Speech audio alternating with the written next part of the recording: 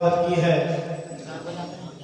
اس میں اللہ رب العزت فرماتے ہیں کہ ہر جاندار کو موت کا مزہ چکھنا ہے، اور موت ایک ایسی حقیقت ہے جس کو کوئی ٹال نہیں سکتا۔ زندگی کی سب سے بڑی حقیقت ہی موت ہے، اور موت ایسی حقیقت ہے کہ دنیا میں خدا کا تو منکر پیدا ہو سکتا ہے لیکن موت کا منکر پیدا نہیں ہو سکتا۔ آج تک اس موت سے کوئی مستثنا نہیں رہا۔ ہم سے پہلے جتنے بھی لوگ گزر چکے ان میں سے ڈاکٹر بھی تھے، حکیم بھی تھے، ان میں سے بہت سارے ایسے لوگ ہیں جو دنیا میں اپنے نام کر گئے لیکن موت میں کسی کو نہیں بخشا۔ موت ہر کسی کو آتی ہے، اور آج دنیا میں سائنس اتنی ترقی پر ہے کہ آج اگر کسی کو کوئی بیماری میں مبتلا ہو جائے، کسی کو کینسر ہو جائے، کسی کا کڈنی فیل ہو جائے، کسی کو اور کوئی بیماری ہو جائے تو اس کی کڈنی کاٹ کے ہم دوسری کڈنی لگا سکتے ہیں۔ اس کا اگر لیور خراب ہو جائے اس کے لیور کو کاٹ کے دوسرا لیور لگایا جا سکتا ہے۔ لیکن سائنس میں آج بھی اتنا دم نہیں ہے کہ کوئی سائنسدان کہہ دے کہ میرے پاس موت کی دوا ہے، کیونکہ میرے محترم بزرگوں اور دوستو، یہ موت ایک ایسی حقیقت ہے، موت ایک ایسی حقیقت ہے۔ عربی کا ایک شاعر فرماتا ہے الموت قدح کل نفس شاربہ والقبر باب کل نفس داخلہ، کہ موت ایک ایسا جام ہے، ہر نفس کو اس کا مزہ چکھنا ہے، ہر نفس کو اس کو پینا ہے، اور قبر ایسا دروازہ ہے جس کے اندر ہر جاندار کو داخل ہونا ہے۔ تو میرے محترم بزرگوں دوستو، یہ موت ایک ایسی حقیقت ہے جس کو کوئی ٹال نہیں سکتا۔ موت جب آتی ہے تو کسی کو بتا کے نہیں آتی ہے، موت جب کسی کے پاس آتی ہے تو کہا نہیں کرتی کہ فلاں دن میں تمہارے پاس آؤں گی۔ موت کا فرشتہ وہاں بس پہنچ جاتا ہے، جب وقت ہوتا ہے اس کی روح کو نکال لیتا ہے۔ اگر کوئی شخص چاہے کہ میں اس موت سے بچنے کے لیے امریکہ تک چلا جاؤں، اللہ تعالیٰ قرآن میں فرماتا ہے قل ان الموت الذی تفرون منہ فانہ ملاقیکم ثم تردون الی عالم الغیب والشہادہ فینبئکم بما کنتم تعملون۔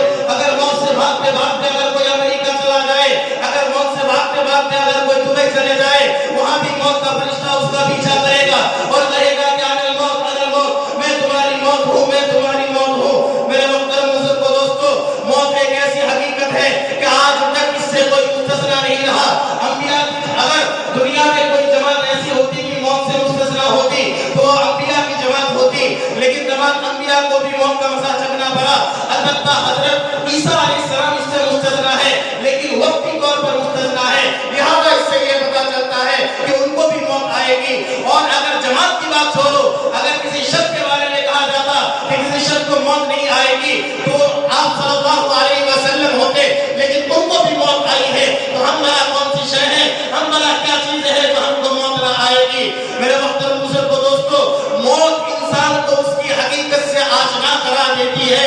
جب انسان دنیا میں رہتا ہے لوگوں سے تو باتیں کیا کرتا ہے، لوگوں سے گفتگو کیا کرتا ہے، ایک دوسرے سے مذاق کیا کرتا ہے، لیکن جب انسان مر جاتا ہے وہ دیکھتا ہے کہ میرے سامنے وہ لوگ موجود ہیں جس سے میں کل باتیں کیا کرتا تھا، جس کو میں محبت سے گلے لگایا کرتا تھا، جس کے ساتھ میں دکانوں میں بیٹھ کر چائے پیا کرتا تھا، لیکن آج مجھ سے باتیں کرنے والا کوئی نہیں، آج میرے پاس بیٹھنے والا کوئی نہیں، آج مجھے گلے سے لگانا تو دور کی بات ہے، آج مجھے ٹچ کرنے والا کوئی نہیں، آج میرے بدن پر ہاتھ دینے والا کوئی نہیں، اس لیے کہ میرے بدن سے بدبو آ رہی ہے۔ جو لوگ میرے ساتھ زیادہ وقت گزارا کرتے تھے، جو لوگ کہتے تھے کہ مجھے تھوڑا وقت دیا کیجئے، وہی لوگ آج کہہ رہے ہیں کہ میت کو جلدی دفنانے کا انتظام کیا جائے۔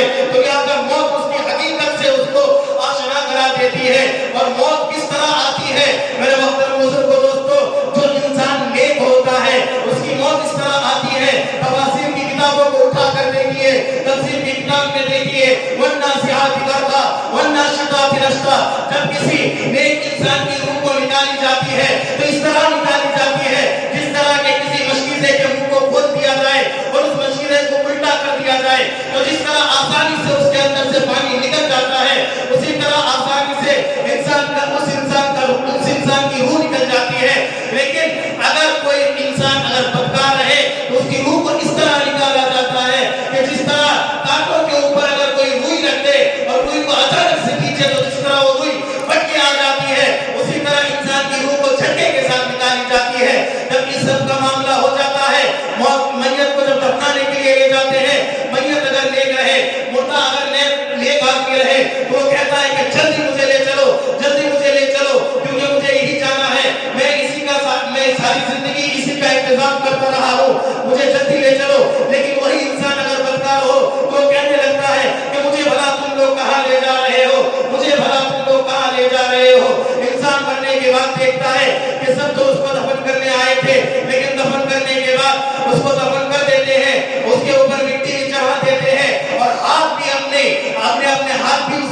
بھاگ کے چلے جاتے ہیں۔ لہٰذا اس سے یہ پتہ چلتا ہے کہ انسان کس حالت میں ہے، انسان کو اس کی اصل حقیقت معلوم ہوتی ہے۔ اور قبر میں سب سے پہلے جو سوال ہوتے ہیں، قبر میں جو سوال ہوتے ہیں، فرشتہ اس کے پاس آتا ہے اور کہتا ہے کہ میں رب ہوگا، تیرا رب کون ہے؟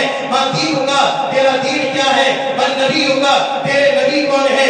اگر انسان نیک رہے تو دینوں کا جواب دے دیتا ہے کہ اللہ ربی، میرا رب اللہ ہے۔